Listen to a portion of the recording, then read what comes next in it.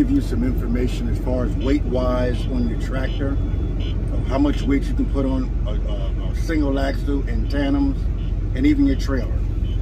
And it's interesting because each state, well, a lot of states have different weights that you can travel with along their interstates. Most states allow you to have, well, should I say all the states, allow you to have 20,000 pounds on a single axle, which means 20,000 pounds you can put most on your steer axle. Then you have Connecticut, which allows you 22,400 pounds on your steers. But it also comes with a stipulation, axles spread greater than 6 feet apart. And that's the same, and for the tandems, you can have up to 36,000 pounds in the state of Connecticut. Axles spread greater than 6 pounds.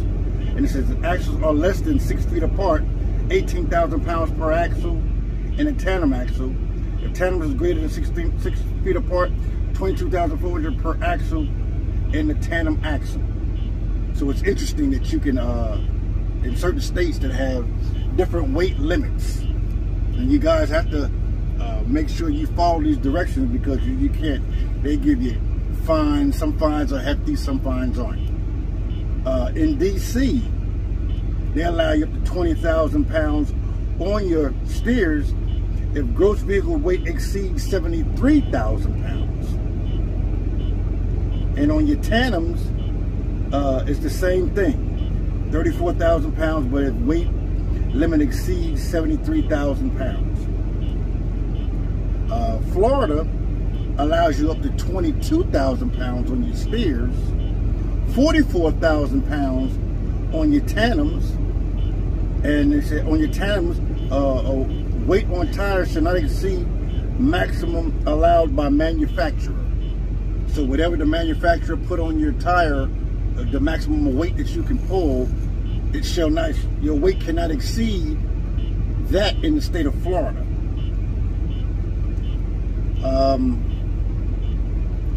Georgia allows 20,340 pounds on your steers.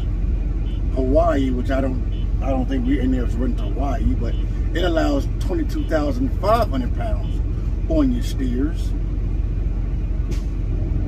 Like I said, most of the states allow 20,000 pounds. The state of Maine allows you 20,000 pounds if gross vehicle weight exceeds 73,280 pounds. Otherwise, 22,000 pounds per axle. So that's pretty interesting too. These are the things you might want to keep in mind when you're traveling through some of these states and you hit these scales. But most of us, as long as you're under 20,000 pounds in your steers, they really don't bother you. It used to be 12,000 is what they allowed you to have, but for some reason all the states have moved their weight limit up to 20,000 pounds. Since I guess we're pulling so much more. Rhode Island allows you up to 44,000 pounds on your tandems. South Dakota, pretty much the same, 34,000, 20,000 on your steers, 80,000 pounds gross. Wyoming allows you up to 36,000 pounds on your tandems.